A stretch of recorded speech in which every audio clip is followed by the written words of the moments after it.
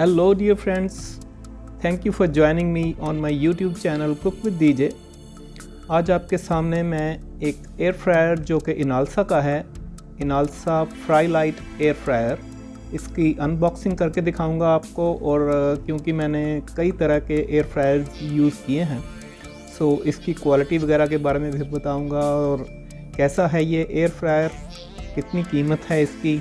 मैंने ये ऑनलाइन लिया है, काफ़ी अच्छी चीज़ है और अपने कुछ नियर एंड डियर्स को ये मैंने सुजेस्ट भी किया था, लेकिन आज ये मेरे पास भी है। मुझे भी ये किसी को डिलीवर करना है, अपने ही किसी फैमिली मेम्बर को।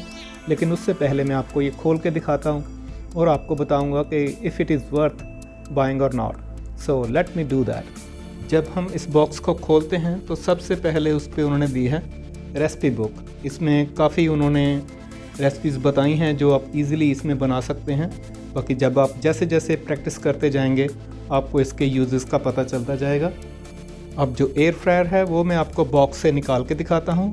जब हम इसे बॉक्स से निकालते हैं तो ये ऐसे पॉलीथीन के जो कवर है इसे दिया गया है और इसकी ये जो लीड है इसके ऊपर भी पॉलीथीन है। सो जब आप खोलें तो ये दोनों चीज़ें इंटैक्ट होनी चाहिए।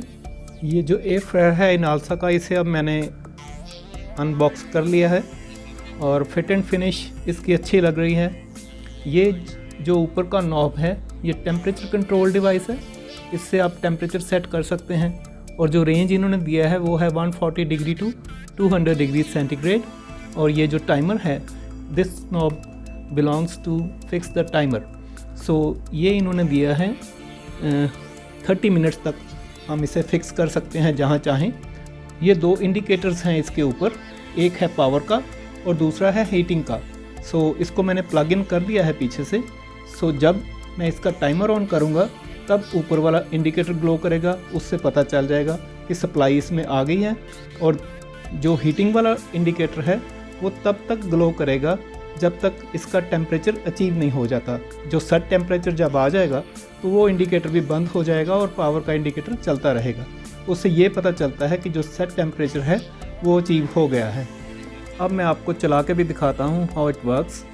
ये देखिए, जैसे ही मैंने इसके जो टाइमर को ऑन किया है तो ये दोनों इंडिकेटर ग्लो करना शुरू हो गए हैं।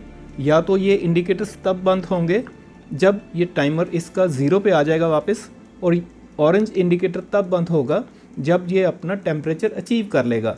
सो इससे पता चल जाता है कि एयर फ्रायर चल रहा है कि नहीं चल रहा है। अगर हम चलते हुए इसकी बकेट को बाहर निकालते हैं तो ये देखिए, ये दोनों इंडिकेटर बंद हो गए हैं। कुछ एयर फ्रायर्स ऐसे हैं जो इसके बाहर निकालने के बावजूद भी जो उसका हीटिंग एलिमेंट है या उसका जो फ़ैन है वो चलता रहता है। It shouldn't be like this.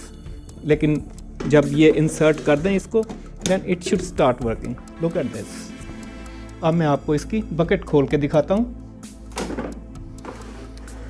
ये इसकी बकेट है, अनबॉक्स हो गया। लुक एट दिस, ये बकेट है इसका। और ये एक बटन है, जब हम इसे प्रेस करते हैं तो ये बकेट इसकी बाहर आ जाएगी। ये चैम्बर है जो हम इंसर्ट करते हैं एयर फ्रायर में, और ये बकेट है जिसमें हम कोई भी चीज़ एयर फ्राई करते हैं। सो इसको भी मैं निकाल देता हूँ। जस्ट लुक एट दिस, ये इन्होंने दी है बकेट। इसमें जो स्पेशलिटी है वो ये है कि इन्होंने नीचे जो दिया है वो ग्रिल मार्क्स जैसे होते हैं कि वो अप एंड डाउन ऐसे हैं। सरफेस इसका जो है वो प्लेन नहीं है और इसमें ग्रिल मार्क्स जैसे होते हैं वो दिए हुए हैं। इसलिए इसमें कोई भी चीज़ जब हम रखेंगे तो उसके नीचे चिपक जाने के या स्टिक करने के चांसेस बहुत कम हैं। So this is the bucket which we use to air fry the stuff we want to do. ये वो चैम्बर है जिसमें बकेट जो है वो फिक्स होता है। ये हो गया fix. Just look at this. ये जो है 4.2 लीटर कैपेसिटी है इसकी, और जो इसकी वॉटेज है वो है 1400 वॉट्स। ये आप देख पा रहे होंगे, ये जो कॉइल है ये है इसका हीटिंग एलिमेंट, और एक इसके कॉइल के पीछे पंखा लगा हुआ है। कोई ज़्यादा टेक्नोलॉजी इन्वॉल्व नहीं है। हीटिंग एलिमेंट जो है वो पंखा जब चलता है तो हवा नीचे आती है और हमारे जो भी हम स्नैक्स उसमें पकाना चाहते हैं उसे गर्म करती है, पकाती है। सो एक तरह से बहुत अच्छा प्रोडक्ट है। कुछ बड़े ब्रांड्स हैं जिनकी कीमत इससे डबल है। ये मुझे अप्रॉक्सीमेटली कॉस्ट किया है 5000। और आपको जो नाम बड़े हैं, फ़िलिप्स है या और नाम हैं, वो अप्रॉक्सीमेटली 10,000 9 to 10,000 हमें कॉस्ट करते हैं। और एयर फ्रायर जो है, क्योंकि वो इतना ज़्यादा कई लोग यूज़ नहीं कर पाते, सो इसलिए मैं कभी सजेस्ट नहीं करता कि इस पे ज़्यादा पैसे इन्वेस्ट किए जाएं और या सिर्फ ब्रांड नेम के लिए हम किसी चीज़ पे पैसे ज़्यादा खर्च कर दें। So this is one of the brands which I have already suggested to many of my friends.